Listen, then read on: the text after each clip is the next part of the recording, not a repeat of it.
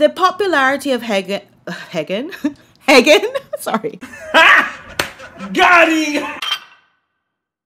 Well, butter my bottom and call me a biscuit. Intro, cool stuff, this, that, ooh, ah. Hi everyone and welcome back to my channel, Leilani of Barbados. I actually thought for a split second that Meghan Markle would have kept her cringeworthy mug out of the Invictus Games, just so that it could be a nice, pure experience where the most important people were the veterans, the soldiers, and not her. I know you're gonna say, what were you thinking, Leilani? Why would she ever do that? Well, today we're going to discuss something called the imposter syndrome. Let's get into it. Imposter syndrome, or IS, is a behavioral health phenomenon described as self-doubt of intellect, skills, or accomplishments among high-achieving individuals. You might hear where people say, I feel like a fraud, I feel like an outsider, I feel like I don't belong. And those feelings can take a very toxic turn, as they did with Meghan Markle. And when it comes to people like Meghan Markle, I've taken a two-pronged approach to that, which I will discuss in a moment. But first, let's look at this video. When Meghan won't follow royal etiquette, Prince Harry got annoyed. He asked her to face the nation.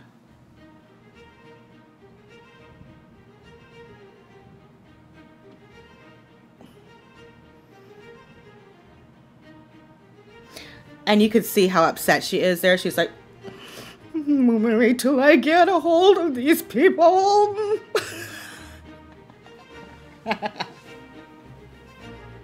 Again in full picture.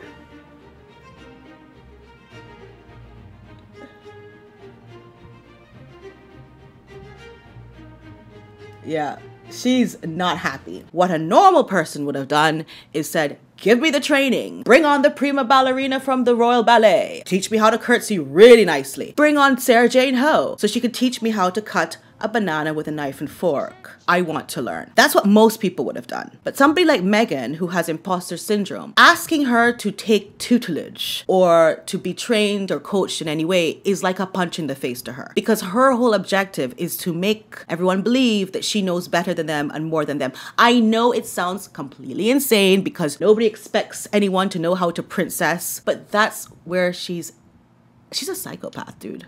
Like, that's where she's actually psychotic. So it doesn't mean that it has to be reality. It doesn't mean that it has to be near to reality. It's just something that she does in her own mind, in her own truth, to use her words. Imposter syndrome may seem quite innocent at first, but it can take a very toxic form. I have taken a two-pronged approach to Meghan's brand of ISBS. In the first instance, imposter syndrome makes her have feelings of less than. So in turn, she overcompensates with an inflated ego, which makes her feel supreme control over the mark. In Meghan's case, Harry's the mark. She begins to isolate him from his friends and family, but also from her friends and family, since she breaks ties with all of them as well. This way, she can create for herself a brand new persona. No one can tell him anything about her past. That is a risk Meghan, or anyone with this case of IS, is simply not willing to take. In the second instance, Meghan has feelings of ambition. Even she said so over and over again on her podcast. And when she entered the royal family, that meant grandiose expectations of wealth, fame, and fortune. She thought she could run up the royal budget, get designers such as Victoria Beckham to give her dresses for free. She thought she could step in front of Catherine and other working royals, ignoring hierarchy. When these unreasonable expectations were not met, disappointment and resentment set in, and the toxic behaviors ensue. Now, whether these two prongs occur simultaneously, research is still ongoing to decipher. But it's safe to say that toxic behavior is the final form of this beast. Meghan begins to demonize everyone that she feels did not bow to her superiority, including, but not limited to, lashing out at children. She creates false narratives around everyone and everything, then monetizes these atrocious lies. So, there you have it. These are the opinions of Leilani of Barbados for legal purposes, and so on and so forth. Now, in my experience, as my son has started saying, he's 7 going on 8, but he has suddenly started saying, in my experience. Like if I say to him, where did you get that from? Did you read it? Or did you Google it? Or what? He will say, no, in my experience. So I'm just like, oh.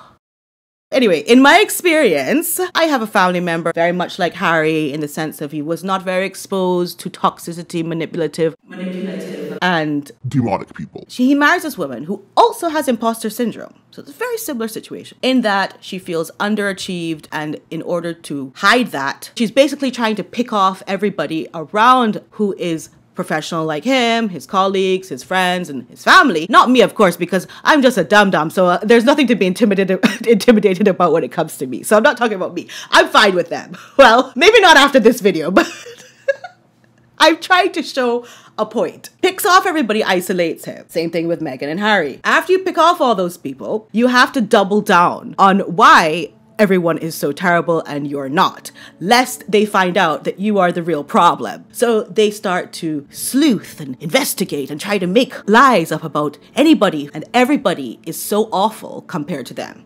In their final form, these characters, these narcissistic, manipulative, demonic, imposter syndrome characters, are you following me? In their final form will even go after children. And you saw it with Meghan and Charlotte. That is the final form of the demon. And at that point, they are so debased that there is no help for them whatsoever.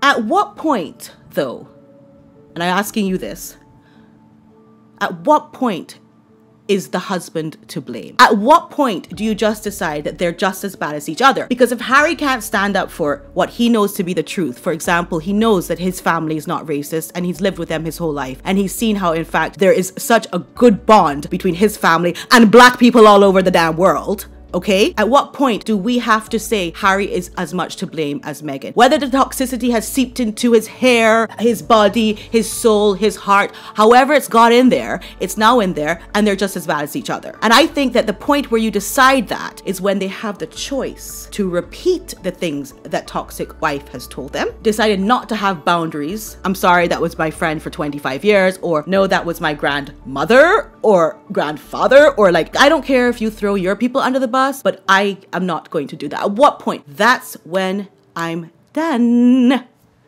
with Harry.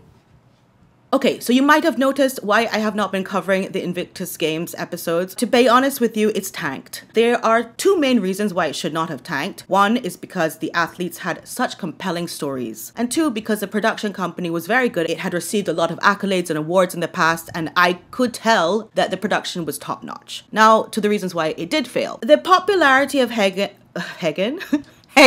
Sorry. Got him! The popularity of Meghan and Harry is bad. They are not popular. I don't care how many bots and how many social media pretend posts they have of them. The popularity is not there. Then on top of that, Harry is narrating the Heart of Invictus documentary, and his voice is very much associated with not only the Oprah interview where he lied on his family and slandered people, but also with the Spare, like the narration of the Spare, the audiobook. It's giving cringe hearing his voice. Also in the episodes that come up, Meghan appears a lot. So that's another reason why people are like, okay, I'm out.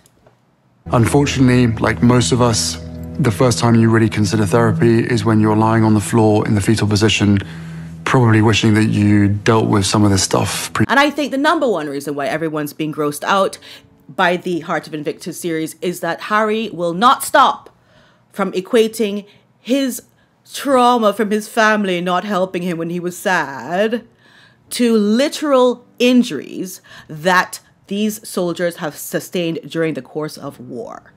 And he keeps putting them together because he cannot stop slandering the royal family, even though this is not about the royal family at all.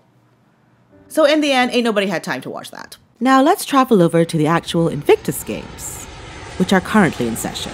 Like I said at the top of this video, I was really hoping Meghan wasn't going to appear. And I completely got thrown off the scent of Meghan arriving there because she was in In-N-Out Burgers having a pap take a picture of her. And I want us to look at this picture. This is somebody with a proper lens, scope lens. You can see how clear everything is on her face and that the foreground is blurred. And this person who's taking the photo is on the other side of the counter. So she obviously sent somebody in to take this photo of her. And she's smiling. Although, as you can see, nobody's actually attending to her or facing her. Because in her mind, this is all part of her The Meghan play, which is going to be that she goes to the Invictus Games and then refers back to this photo of her buying shakes. It's all, I know it sounds very petty that I'm saying that this is all contrived and planned and orchestrated, but that's what it is. I saw it there, I was a little late for the party. Just like so many of you, we know this is about family and friends and the community that Invictus has created and that Fisher House has created. And so I just had to spend a little bit more time getting our little one settled at home. Milkshakes and school drop off. Audio. Although the games have already been opened, she has to officially open it as only Meghan can do by talking about herself. She sat there and looked at an audience of injured service people and said, "I'm sorry I'm late, but I was dropping off my kids and buying them milkshakes and doing me stuff. How about that? How about you wrap that in your bandage and smoke it?" Like, who's there to listen to her talk about herself? Literally no one. Shut up, bitch. Oh my God. I don't think you can find a single video footage of Catherine going up and making a speech just talking about me, and my kids and what I just did with my kids in my car. On the contrary, this year's Invictus Games will serve as a collection of Meghan's greatest, most disrespectful, narcissistic hits. Meghan Markle coming there is the opposite of marketing. Good marketing. It's bad marketing.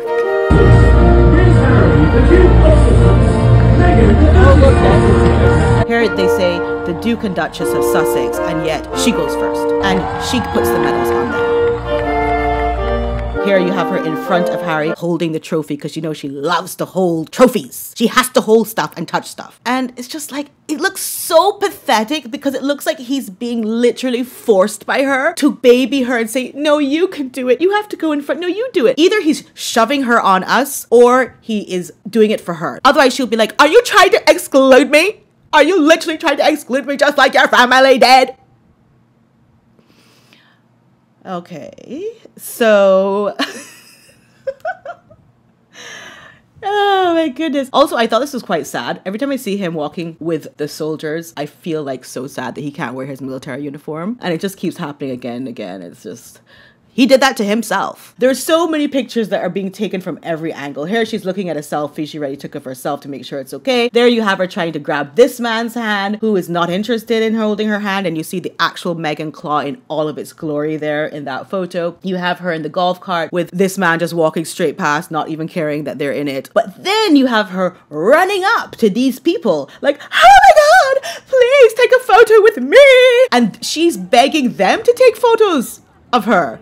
So not quite what you think of when you think of celebrity, right? There she goes running up to the actual stands like, "Please, please." It's so pathetic. What else do we have to talk about? I mean, there's just so many photos that are so cringe and I have had to look at all of them. The narcissist cannot un-narcissist, I guess. Anyway, thank you so much for watching me. I hope you enjoyed this video, and there's more psychosis to analyze, so I'm gonna get back to that. Love you so much. Bye. See you. Please don't forget to like and share, most importantly, on all your platforms this video. I just wanted to show you this quick snippet of a meteor that was hitting Barbados. This is on the south coast of Barbados. This is where we got the best view of it. Some of you might have already been there. Beautiful shots of this meteor. Okay, lots of love to you. Bye. Bye. Please subscribe to Valentine's Playroom. It's my son's children channel. So if you have any bambinos around who might enjoy adventures with an island boy, share his channel with them, please. Thank you.